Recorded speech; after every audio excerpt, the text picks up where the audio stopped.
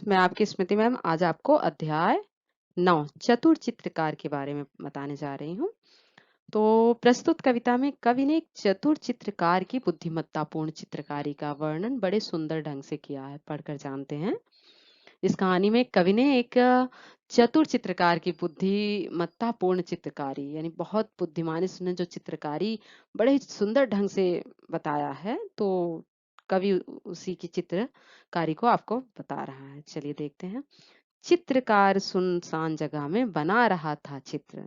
यानी एक चित्रकार सुनसान जगह में बहुत ही एकांत जगह में चित्र बना रहा था।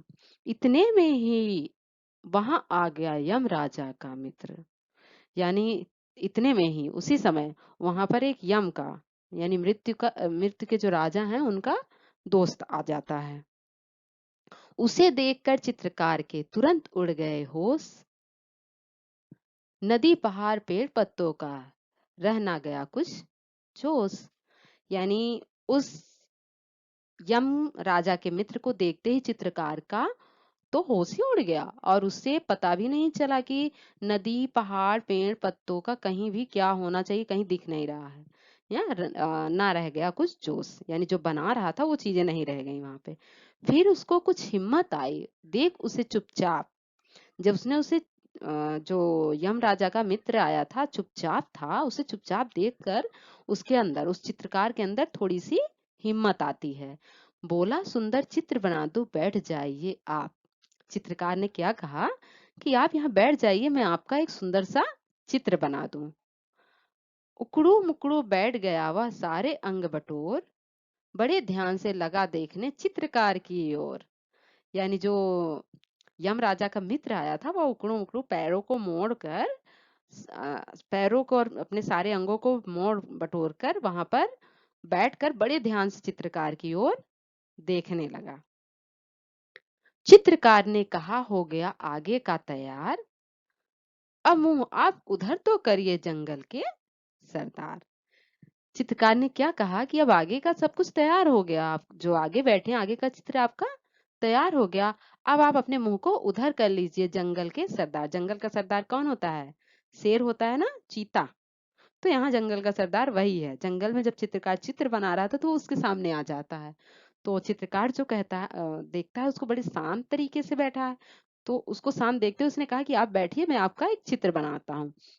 तो जब जंगल का सरदार बैठ जाता है तो वो चित्र बनाते हुए कहता है कि आगे का चित्र तैयार हो गया। अब आप थोड़ा सा उस तरफ मुंह करके बैठ जाइए। तो अब देखिए आगे क्या होता है।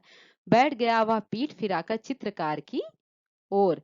चित्रकार चुपके से खिसका जैसे कोई चोर। जब जंगल का सरदार पीठ फिरा कर यानी पीठ पीछे करके अपना मुंह पीछे करके पीठ उसकी तरफ करके चित्रकार की ओर बैठा तो चित्रकार चुपके से जैसे चोर कोई भाग जाता है ना ठीक उसी तरह चित्रकार भी चुपके से वहां से खिसक लिया। बहुत देर तक आंख मूंद कर पीठ घुमाकर शेर बैठे बैठे लगा सोचने इधर हुई क्यों देर। यानी चित्रकार जब सॉरी जब जंगल का राजा चित्रकार की ओर पीठ करके बैठा तो काफी देर तक आंख मूंद कर पीठ घुमाकर बैठा ही रह गया और वो सोचने लगा कि उस बार तो चित्र जल्दी से बन गया था। इस बार देर कैसे हो रही है। झील किनारे नाव थी। एक रखा था बांस। चित्रकार ने नाव पकड़ ली जी भर के सांस।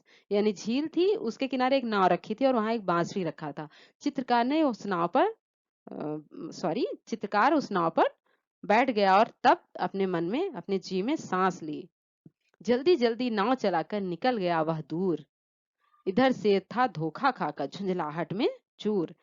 तो जो चित्रकार था वो जल्दी जल्दी नाव को चला के शेर से काफी दूर निकल गया और चित्रकार सॉरी जब शेर को देखा कि इसने मुझे धोखा दिया तो झुंझलाहट में चूर हो रहा था। शेर बहुत खिसियाकर बोला नाव जरा ले रोक कलम और कागज तो ले जा रे कायर डरपोक। शेर खिसियाकर क्या कहता है कि थोड़ी देर के लिए नाव रोक ले और अपना एक कलम और कागज भी तो लेके जा कायर डरपोक। यानी तुम कायर हो मुझसे डर गए। चित्रकार ने कहा तुरंत ही रखिए अपने पास चित्रकला का आप कीजिए जंगल में अभ्यास। चित्रकार यहाँ शेर से क्या कह रहा है उस जंगल के राजा से कि इसे आप अपने ही पास रखिए और चित्रकारी का आप जंगल में ही रह के अभ्यास करते रहिए। यानी आप भी चित्रकला का अभ्यास करते हुए इसे सीखते रहिए। तो यह कहानी राम नरेश त्रिपाठी द्वारा रची